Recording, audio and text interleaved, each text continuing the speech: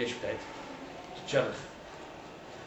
فلازم تفضل شغال على طول، مش يشغل كوالي الكهرباء لما يكون في ميه وما يولدش لما يكون ما فيش. عشان كده بيبني السد. عشان كده عايز يضمن ان في ميه على طول مستمره طول السنه. طول السنه. ده بالعكس، ده حتى هيساعدنا احنا في مساله ايه؟ في مساله تنظيم جريان النهر. لسه بقول لكم احنا له 15% اللي بيقول لنا من الدول الاستوائيه هم اللي بيحافظوا على ان النهر. قولوا لي انتوا فكروا انتوا بس بعقلكم الميه دي هتروح فين بعد كده؟ ما هي جايه لنا تاني. معلش يا دكتور مدحت، المساله مش بالبساطه دي. لا كمل حضرتك. احنا هنحط التصور الاسوأ. هنتكلم السيناريو الاسوأ. ده واحد خلاص. بعدين تاني والتالت ورابع، على فرض ان هم كملوا الاربعه اللي هم موجودين في المشروع. هم لسه على فكره ما عملوش ولا واحد. ايوه. واخد بالك؟ يعني ولا واحد من بتوع الكهرباء ده لسه اول واحد هو ايه؟ هو بيها. كويس؟ لا شك ان المساله ده هي طبعا بيترتب عليها فقد. تعال نفترض اي فقد، لكن مستحيل يوصل للفقد اللي ده. هو مش قال ان هو 100% هيحجز الميه ولا 10%. انا هقرا لك الكلام اللي هو قايله وهرد على كل كلمه الى مغاوري، لان الكلام انا برضه ما قريتش ده. لا مؤاخذه يعني الكلام ده هو واحد عايز يعمل له حدوته من غير حدوته. ده رعب للناس. عارف الرعب اللي بيقول لك البلطجيه بيطلعوا يعملوا رعب للناس، اللي بيعملوه ده بيعملوا رعب اكتر. يمكن هم عاملين كده هو عشان خاطر يقولوا يكسبوا موقف دولي، بس الدول ده يا عم بالاقمار الصناعيه الكلام ده كله متصور، والكلام ده كله معروف بالملي. واخد بال حضرتك ازاي؟ الكلام ده متقال قبل الثوره يا دكتور مدحت. نعم؟ الكلام ده متقال قبل الثوره. متقال غلط. يعني. ايوه، ما هو متقال من يوم من بعد ما بطلنا نروح اثيوبيا، وبعد ما اتقمصنا، وبعد ما قلبنا السياسه بتاعتنا معاهم. فبدانا نعمل هذا الكلام. مش احنا اللي نعمل، ده هم اللي بداوا ايه؟ ايوه يتخذوا اجراءات. ايوه لا انا هقول لك اللي حصل بالظبط ايه. انا متابع ده كويس لاني انا يعني معلش دخلت على المصادر بتاعه اثيوبيا ودرست الموقف في اثيوبيا نفسه قبل ما نتكلم عن، ودرست التصريحات. هو المشكله ان هم الناس بيحطوا النقط على الحروف. تصريحاتهم كده هو بالظبط. هو بتقول له انت بعت له جواب رسمي، انا تابعته، الجواب طالع من مصر. بتقول له بلغني عن دراسه الجدوى بتاع المشروع بتاعك ده هو، وقد ايه هيأثر على البيئه. ده هبل مننا احنا اصلا. وهي حتى لو في عندها حاجه هتضرك هتبعتها لك، هي صحيحه. دي مسؤوليتنا احنا. مسؤوليه اجهزه الامن بتاعتنا احنا، ان احنا نعرف ما نعرفش نجيب احنا دراسه السد ديت. اذا كان الامن كان ناشرينها عدلوا فيها ما تجيب تعديل. مش اسرار. احنا اللي يجب اننا نسعى وراء الامن بتاعنا. اجهزه الامن بتاعتنا بدل ما تروح تدور على الطلبه اللي بيعملوا مظاهرات، يروحوا يدوروا على الخيبه بتاعتنا اللي بره ديت ونعرف حقيقتها، مش نطلب منهم هم ان هم يفيدونا. دي حاجه. الحاجه الثانيه، انت افدتهم اول امبارح للاسف الشديد لما راحوا قابلوا موسيفيني. انا قابلت واحد من الزملاء الوفد الشعبي اللي راح في اوغندا، انا مستني كنت اسالكم كنت هقول لكم انا. الراجل قال لهم بصراحه، قال لهم انا من 10 سنين كنت بنبني سد وقدمت طلب للقرض للبنك الدولي. يوسف بطرس غالي كان مندوب الحكومه المصريه في البنك، بعت لهم جواب بالاعتراض عليه. هنعمل سد لتوليد الكهرباء. سد لايه؟ لتوليد الكهرباء. دي نقطه. النقطه الثانيه الاهم عشان حضراتكم بس تعرفوا، برضك بلا تهويل وبلا تهوين. اي نعم هيكون في تاثيرات، لكن مش تاثيرات مش للكلام ده ولا كلام نصر علام ولا يعني. كل واحد بدا يبعد عن الصوره، عايز يعمل منظر ان هو يعني كانوا يعمل المساله كانها حرب.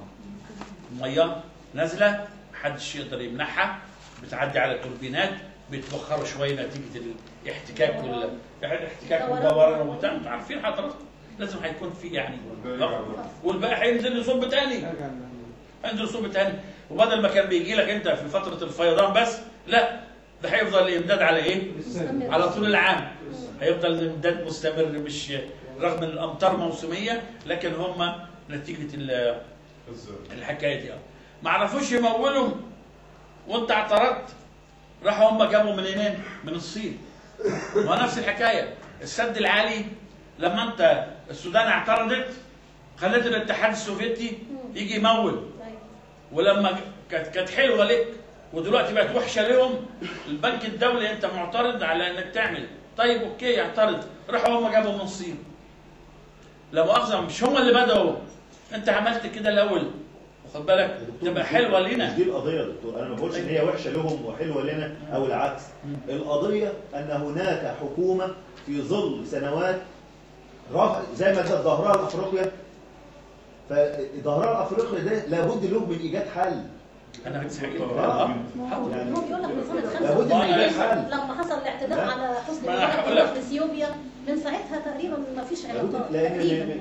يعني اقصد اقول لحضرتك انها لا تبنى القضيه دلوقتي على ان احنا مش هيجرى لنا حاجه والميه هتيجي والتربونات هتلف وبعد كده الميه تعدي وتيجي. هي مش كده وبس. مش كده بس، انا عمري ما قلت مش كده. هي مش كده وبس. لا ولا عمري قلت كده. انا بس حبيت الاول لا نهول من أيوة. لكن انا حبيت بس الاول ايوه ناخد بس الجزء الاول اللي ايه، عشان بس الناس ايه ما ترتعدش. خد بالك؟ عشان الناس ما ترتعدش، يعني كل اللي هيحصل فقد قليل مش كبير. بنسبه قد ما اقدرش انا اقول لك نسبه قليله، لكن مش بالنسب دي ابدا ابدا أقل ابدا يعني؟ اقل بكتير بكتير بكتير بكتير جدا. ما فيش اي حاجه من الكلام ده. وبيقول الدراسات يا عمي ازاي هيروحوا فين؟ 19.5 مليار هيروحوا فين؟ وبعدين خليك بس معايا، انت لو عندك انت دهوت حاجه زي كده كنت عملت مشروع توشكا. اخوانا ارجوكم عايزين نفرق بس بين حاجتين. انا مش انا مع زي بالظبط ما بطلب الامن ليا وفقا لقواعد القانون الدولي كويس، بطلب برضك الامن اللي بيت الناس انها تعيش. اخواننا التانيين اخواننا في الانسانيه وليهم حق الحياه ايضا، وليهم حق ان هو بدل ما ياكلوا لحمه نيه يبقى عندهم وقود يسلقوا فيه او يشووا فيه اللحمه، بدل ان هم عايشين في الحاله اللي تقرب الى الحيوانات ديت. ما ينفعش هذا الكلام، وما ينفعش في نفس الوقت ان انا اهدد بالقوه. ليه؟ لانك من غير تهديد بالقوه لو حصل حاجه هتستخدمها.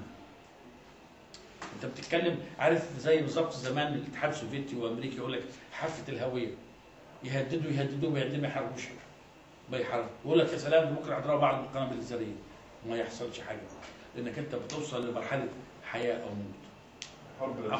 حقيقة الأمر مش رح يوصل لك. هو بيعاملك زي ما أنت كنت بتعامله. بقول لك أبعت لك ليه؟ هو أنت بعت لي ده الرد الأثيوبي كده بالظبط. واخد بالك؟ هو أنت كنت بعت لي حاجة عن السد العالي اللي ما عملته. أنت حتى ما اخترتنيش. ما قمتش حتى باختار أثيوبيا إن أنا ببني السد العالي. يعني لسه احنا دولة مصاب. احنا دولة مصاب. وممكن احنا ما نحكمش لان مفيش حد هينضر بعدين. احنا بنصاب دولة مصاب، لكن هم دلوقتي في المايه من تحت هو مش دولة مصاب، هو منبع وبيديني 85%. هنا عين الاعتبار هنا. النقطة الثانية دلوقتي طالما مصر مش عايزة هم يوافقوا لها على التعهدات اللي تضمن ان مية نهر النيل ما ينقص منها 1 مليار واحد، ليه ما يردوش على التعهدات دي؟ يبقى اكيد في الاتفاقية في حاجة مش مظبوطة بالنسبة لمصر. لكن مصر دولة مصاب مش هتضر حاجة، لا هتضر السودان ولا هتضر اي حاجة. النقطة الثانية بس اللي أنا بقولها لحضرتك، إحنا عندنا كميات كبيرة من نهر النيل بتحط في البحر المتوسط. هل هناك مانع أو ما يمنع إن إحنا نعمل بدل ما المية دي تنصب بكاملها في قلب البحر ممكن نستفيد بجزء منها كعمل خزان ثاني مثلا في الصحراء الغربية أو الصحراء الشرقية يبقى تدعيم للسد العالي. هو ده اللي إحنا النقطة اللي المفروض إن إحنا نبتدي من عندنا. فيما بعد هنعمل إيه؟ الناس دي خلاص اتفقوا 6 دول أو 7 دول مضوا انتهى الموضوع. احنا هنعمل ايه؟ هنواجه الظروف ازاي؟ طبعا موضوع ان احنا نحاربهم دي موضوع قد يكون مستبعد ومش هنختار لا الا اذا فعلا حسينا ان المايه فعلا هتضر، لان 1 مليار واحد يا دكتور هينقص دلوقتي. المشروعات اللي موجوده في الصحراء والحاجات ديت تقريبا ممكن تقف وممكن تنضر. احنا محتاجين نتوسع في الزراعه، مع ان الزراعه اللي موجوده دلوقتي زراعه ري حديث وكده، بس احنا محتاجين المايه دي، محتاجين نزود الموارد المائيه بتاعتنا. فاحنا مطلوب مننا ان الدول دي تتعهد لنا ان ما فيش 1 مليار واحد او نقطه ميه هتنقص من حصه مصر. دي اولا. النقطه الثانيه ان احنا نعظم استفادتنا من نهر النيل عن طريق ان الميه اللي بتاعت البحر دي يستفيد منها، نشوف لها اي حاجه. واحنا عندنا قناه بنا اللي هي بتطلعوا الميه فوق الجبال على اساس يعدوا الناحيه الثانيه. احنا ممكن نعمل حاجات زي نحافظ على مجرى نهر النيل وفي الوقت نفسه نعمل خزان جديد. شوف هو في حاجتين حضرتك. الحاجه الاولانيه بس عشان خاطر بالنسبه للسدود، انا رايي انه بالنسبه للسد بتاع اثيوبيا اللي هو بالتحديد البوردر ده بالتحديد وغيره، ان المخاطر بتاعته يعني اقول مثلا ايه، يمكن 1% من المخاطر دي مفيش، يعني مش ملوش مخاطر. لا ليه؟ دي حاجه. الحاجه الثانيه على فرض زي ما حضرتك بتقول وهم مضوا وقالوا مش هنقلل الكميه وجم قللوها، خلينا نسمع، وجم قللوها، هتعمل ليه؟ ما هتضربهم برضه.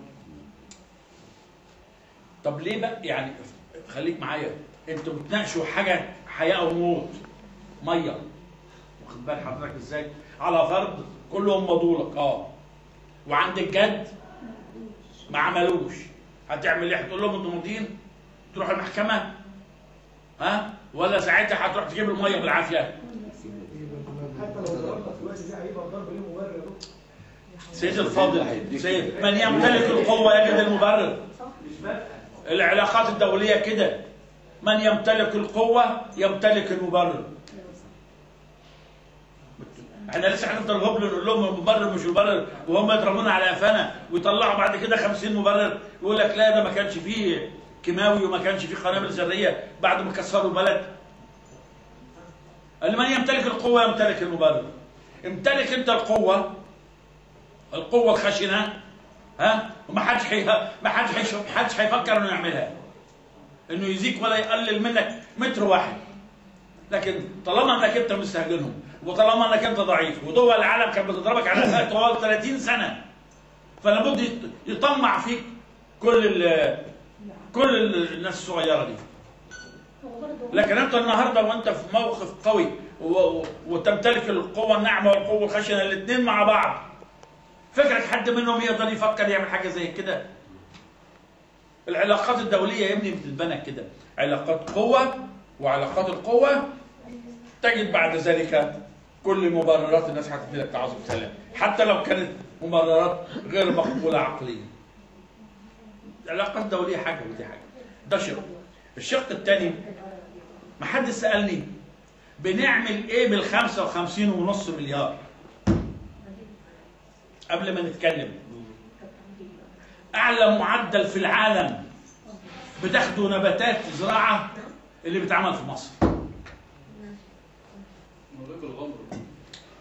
شوف مفيش حد النهارده بيعمل بالكلام ده الا لو عنده الميه كده ببلاش. شغل البزوطه اللي احنا شغالين فيه ده في الزراعه اساسا، لان هو اللي بتستهلك اكبر كميه من المياه ما ينفعش. 55.5 مليار دي تمكننا من زراعه الارض المزروعه دي قدها كمان 3 مرات لو استخدمناها بعقل واستخدمناها بترشيد واستخدمناها بشكل جيد كويس. وسائل الري الحديث ده كله، المقننات المائيه اللي لما نشوف من دراستها كلها بتقل. ليه؟ بيطلعوا دلوقتي اصناف جديده وانا عندي البيانات كلها، كل سنه بتقل. فدان الميه من غالبيه المحاصيل محتاجه المائيه بتقل سنه بعد اخرى. انا عندي بيانات 10 سنين اهو، باصناف جديده بتاخد ميه اقل. شغل لازم نشتغل ونفكر ونبحث، مش نخلي الاخرين يفكروا لنا. احنا نمط استهلاكنا للميه يا دكتور مدحت، يعني حضرتك لما تعدي على اللي بيغسلوا العربيات تلاقي واحد ماسك خرطوم ودي ميه مكرره كمان، يعني دي ميه يغسل عربيه ولا دي مش ميه مترعه كمان، لا دي ميه مصروف عليها. واللي بيمشوا في الشوارع احنا نفسنا استهلاكنا بيفتح الحنفيه عشان يتوضا. الترعه دي المفروض تتبطل. ايوه يعني عشان فيها رشح، يعني الناس بترشح جامده. حضرتك كل المشروعات بتقييماتها موجوده ومحصوره، وكانت فعلا جالي فعلا الشغل فيها، لكن جالي الشغل فيها كله تمام، باسلوب كله تمام. بينما مفيش حاجه تمام.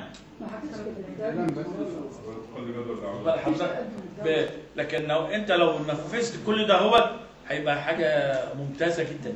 الميه عندنا هقول لحضراتكم حاجه، الزميل اللي كان بيسال عن تخزين ميه البحر. شوف يا ابني هقول لك حاجه كان القسم بتاعنا. كم مليار متر فقط يا دكتور؟ نعم كم مليار متر فقط بروح البحر يعني؟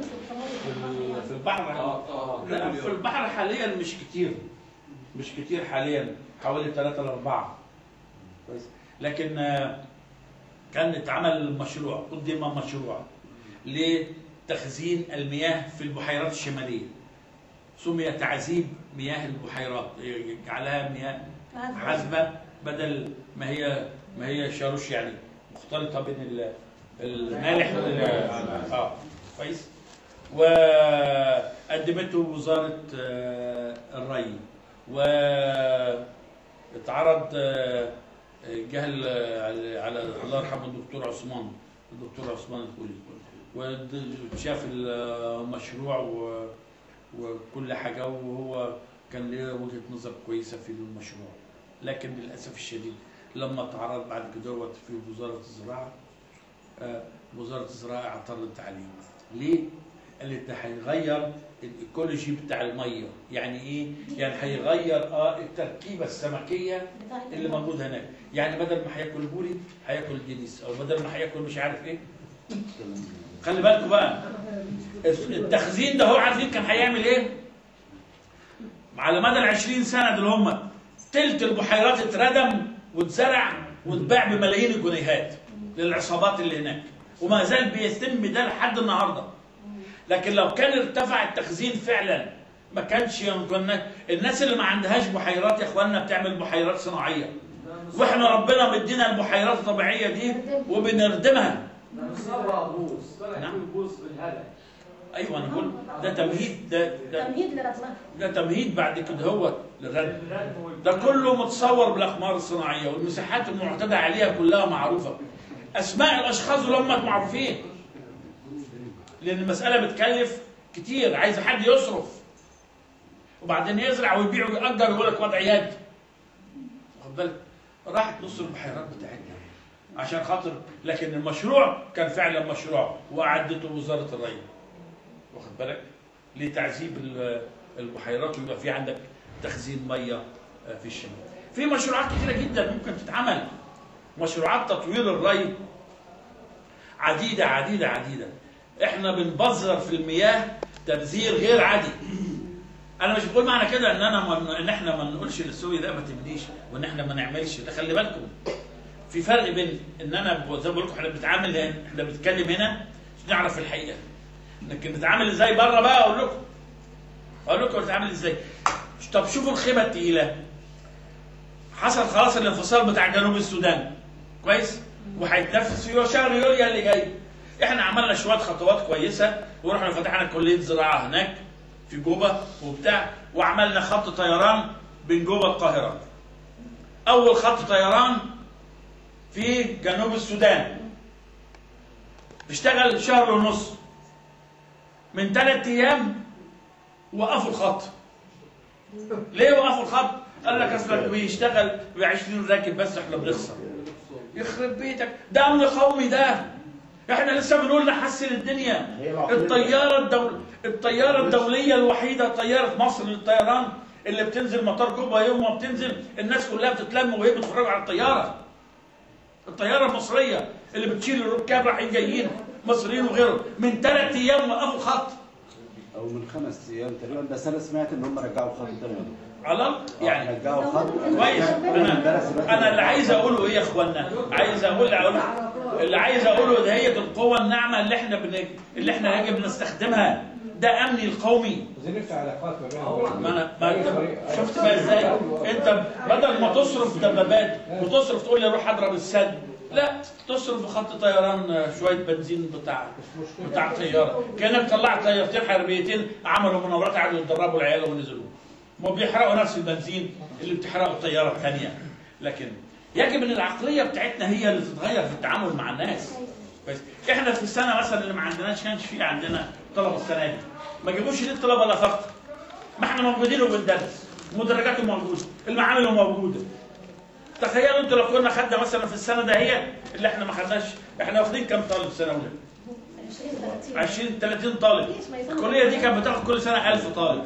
تخيل انت لو كنا احنا جبنا مثلا على مستوى الجمهوريه 10000 طالب من الدول الافريقيه دي ولهم تعالوا اتعلموا عندنا ببلاش، احنا كنا هنخسر ايه؟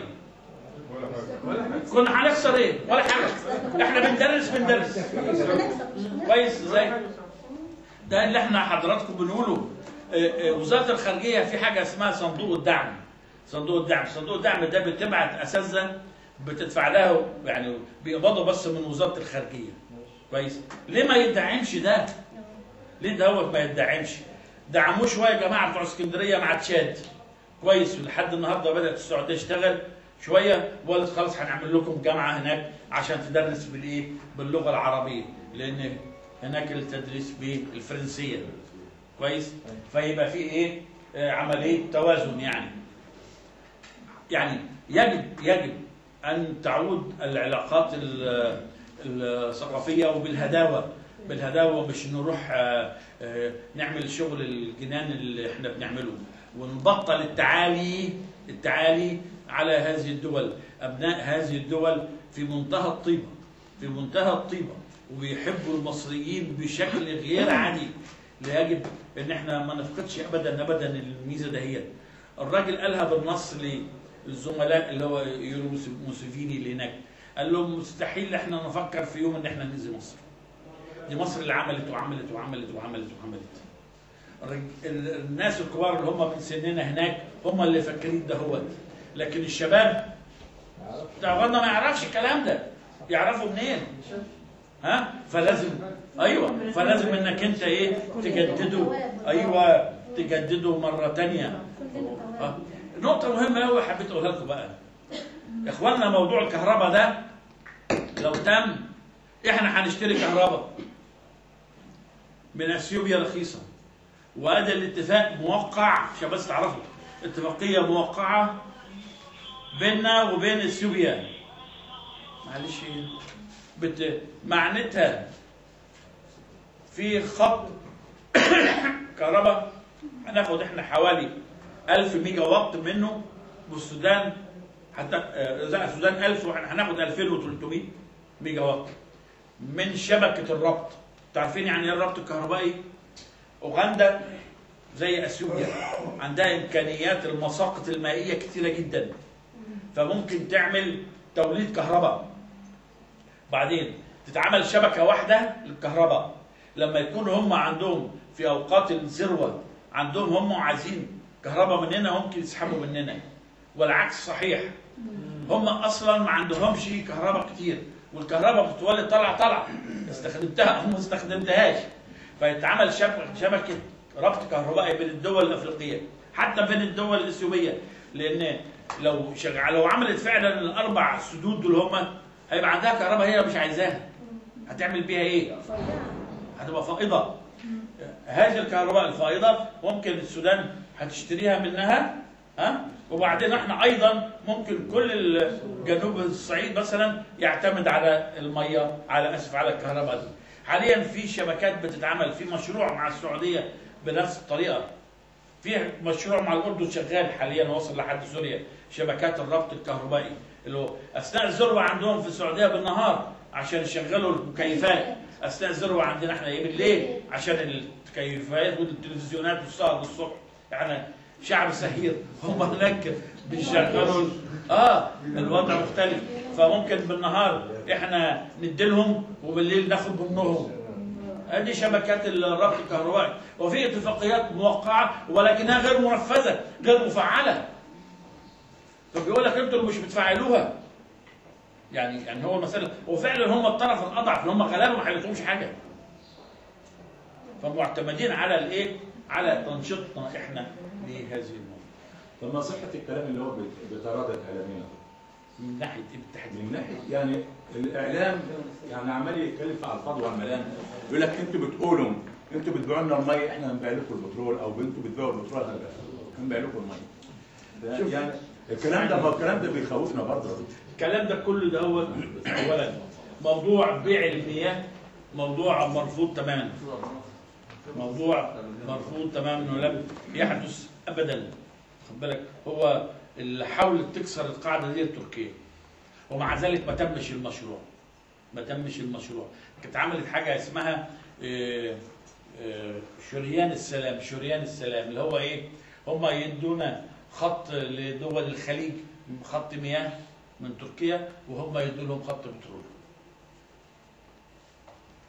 ودي اللي بترتب اعلاميا.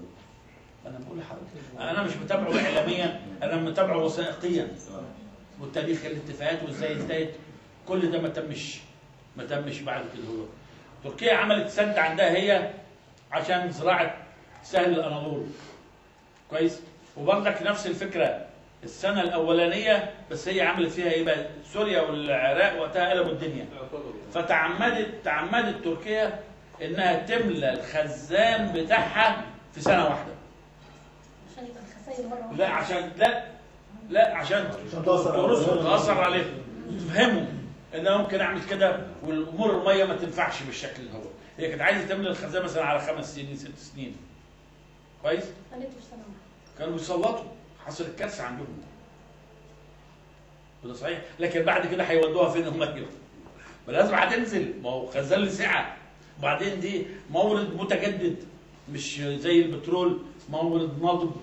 اللي حضرتك المياه مورد متجدد، البترول مورد ناضب. فازاي انت عايز تبيع ده هوت؟ ما ينفعش تخزن. خد بالك ازاي؟ ما تجيش. فاترفضت طبعا المساله. المشكله ان احنا اللي وسعناها جبناها على دماغنا. احنا اللي جبناها على دماغنا ليه؟ لان على سبيل المثال في سينا مثلا، رحت كم مره انا هناك من بعد انهاء الاحتلال. كانوا اليهود عاملين ايه مع السيناويه؟ حاطين لهم عدادات على مياه الابار. كويس؟ كلهم بيشربوا، كلهم بيزرعوا، وفي النهايه بتحاسب. الغرض منها مش انه يجمع فلوس، الغرض منها ايوه يشوف الاستهلاك ويحدده. ولكن يرشد الاستهلاك. ترشيد الاستهلاك. تدفع هتحاسب. ايوه. فلما احنا رحنا عملوا ايه؟ ايه ده؟ اليهود ولاد الكلب بيعطوا الميه، كسر شيل العدادات. شوف الهبل بقى بتاعنا. مش كده وبس، ده احنا كمان نحفر لكم بيار. كل حته واحد في مجلس الشعب عايز يراضي القبيله بتاعته، انا بيحفروا لي هنا. انا شفت ده فعليا.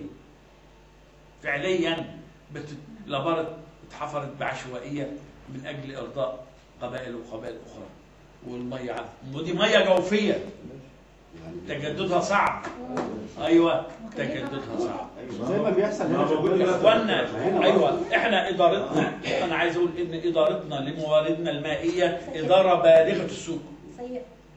الموارد كافيه، حتى لو نقصت شويه كافيه. احنا نطمن، بس مش معنى كده ان احنا نقول لهم كافيه. فرقوا يا اخوانا بحاجتين. لا احنا هنقول لهم لا يا اخوانا بلغونا، لا يا اخوانا لازم تقولوا لنا، لا هنضغط عليهم، لا مش انا مع كل ده. بس في النهايه ده مش هيجيب نتيجه. اللي هيجيب نتيجه القوه، سواء النعمه ولا الخشنه. بصراحه هو النعمه اللي بنركز عليها الاول بعلاقاتنا، واخد بالك؟ والقوه الخشنه لو حصل فعلا في يوم من الايام يروح وبعدك روح. عرفت منظورك النهارده وبصموا لك بالعشره وجم رجعوا في كلامهم. لازم هتديهم على دماغهم ولا هتموت. كويس؟ فما فيش غير انك انت تقيم علاقات جيده بينك وبين كل هذه الشعوب ولمصلحتهم ولمصلحتنا. يعني موضوع الربط الكهربائي بقول لكم ده هيفيد الكل. هيفيد الكل. يعني احنا ممكن ناخد احنا كأن الكهرباء اللي احنا بنوافق عليها دي احنا بدل ما نولدها في مصر بنولدها في اوغندا. مش انت بتقول عايز تروح تزرع في السودان؟ هو كانك بالظبط بتزرع كهرباء وبتاخدها. نفس الفكره. الشبكه الربط الكهربائي، شبكات الربط الكهربائي تماما زي بالظبط كانك بتروح تاخد ارض بره وتزرعها وبعدين تاخد المحصول بتاعها وتجيبها. اي اسئله ثانيه؟ احنا نشكر سعادتك يا دكتور على المحاضره الشيقه دي. احنا حضرنا ندوات قبل كده كتير بصراحه في جامعه المنوفيه وفي مركز الاعلام ويعني في كذا منطقه كده خوفونا من موضوع الميه ده. فاللي احنا سمعناه من حضرتك النهارده طمنا بعد الشيء، ونشكر سعادتك جدا على المحاضره الشيقه دي. وما حصلش خوف بينا من بعد اللي احنا سمعناه. لا بص انا بقول لك نفرق بين التهويل والناس اللي عايزه تطلع في التلفزيون وتعمل مناظر وحركات وكلام من ده، وبين التهويل. اصل الاثنين ظهروا حضرتك، بتوع التهويل ظهروا وبتوع التهوين ظهروا الاثنين. لا الاثنين ظهروا. كارثه. لا كارثه طبعا. كارثه. لازم الامور تتاخد بايه؟ عليكم السلام. اهلا وسهلا. طبعا احنا اكبر شعب نتكلم وما بننفذش، وفي عقود وفي مواصيف وحاجات زي كده، ولم تنفذ ولم تفعل، وهنطلع ان شاء الله برضه من هذه الجلسه برضه ايه؟ سمعنا وايه واكل الناس. هناك احنا حضرتك قصتنا من المياه 55 مليار متر مكعب حسب ما يعلم السماء. احنا مقبلين على ندره مياه فعلا حقيقيه. احنا موجودين في وسط الفلاح، عارفين ان الفلاح ما بيعتمدش على مياه الري اللي هي ديت، بيعتمد على الابار اللي هي الارتوازيه، وهذه طبعا غير في متجدده وغير متجدده. فاحنا مقبلين فعلا على ندره مياه. ما هي الاليات التي تفعل في مثل هذه الامور؟ بنتكلم وهنطلع برضه من هنا مش هنفهم حاجه ومش هنقول حاجه، وحضرنا ندوات كتير ازاي نرشد الاستهلاك. ده سلوك فلاح مش هيتغير. الري بالغمر ربع متر فوق النبات بتبقى الميه واقفه، وبيصرف في مياه في الصرف الزراعي. ما هي الاليات؟ هناك عدادات بتركب على مكانات الري. السلوك ده مش هيمشي الا برد. احنا فعلا مقبلين على فتره، فنعرف ايه الحكومه. ما هي هناك حلول غير تقليديه ولكن مكلفه، منها التبطين ومنها وحاجات زي كده، مكلفه فعلا. ولكن احنا عايزين حل يكون في متناول الفلاح. ما هو؟ احنا عايزين نغلظ عقوبات برضه في الميه ديت، اصبحت يعني حاجه استراتيجيه، حاجه امن قومي. لازم في عقوبات، زي المجرم ما بيعمل جريمه بنعاقبه، فالفلاح بس لازم يستهلك بقى. يعني انا مش عايز احط حلول، بس انا عايز نشوف ما هي الاليات. احنا الحكومه لازم تشارك. احنا بنقول للفلاح نرى تكرارا، يا عم ما تنسيش من الدماغ وتشوف الخط كام ايه. مفيش ده سلوك. ما هو الحلول الغير تقليديه الغير مكلفه للحفاظ على هذه المياه؟ ما يتبقى بعد وشكرا. هو اولا مبدا بيع المياه مبدا مرفوض دوليا زي ما قلت لحضراتكم قبل كده. وكانت حتى الحكومه تحمست مره ان هي تعمله، لكن طبعا تراجعت فيه. الميه دي ميه من عند ربنا. طب ما كل حاجه من عند ربنا، ما البترول برضه من عند ربنا يعني. ايوه ما في عدد مش كده. هو بيجيب لنا الميه واحنا بنشتريها مش ربنا. ايوه بس هي في ميه الري في اتطبق في بعض الاماكن عندنا اللي هو نظام الري المطور. كفر الدوار في المنيا. لا وغير هنا عندي في المنوفيه. عندي تبع ترعه العطف اللي هي عندي 4 بلاد كمان في شبين، في تبع مركز شبين الكوم. ري مطور عدادات يحاسب عليه، وعملوا روابط جميله جدا. والاربع بلاد دول ما فيهمش مشكله في الميه. مفهوم.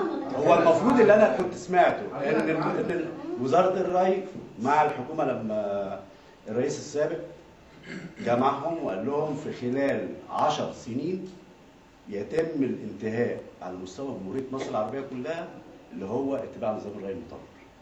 يعني كان المفروض اللي هو سنه 2017 ان شاء الله.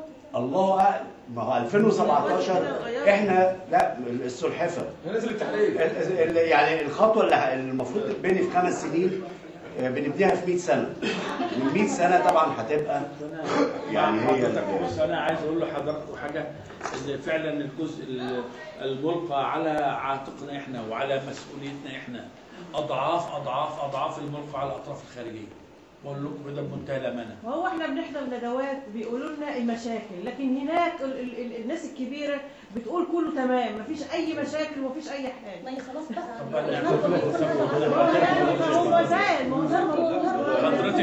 حضرتك هقول لك حاجه. انا شفت مناطق الخريجين وشفتها بعيني الحاجات دهيت وكتبناها في تقارير. في بعض المناطق اصلا متصممه على الري بالرش والري بالتنقيط. المناطق دي طبعا ما اتعملش فيها مصارف. هتصرفي ايه؟ كل الري بالرش ما فيش. كويس. رحنا لقينا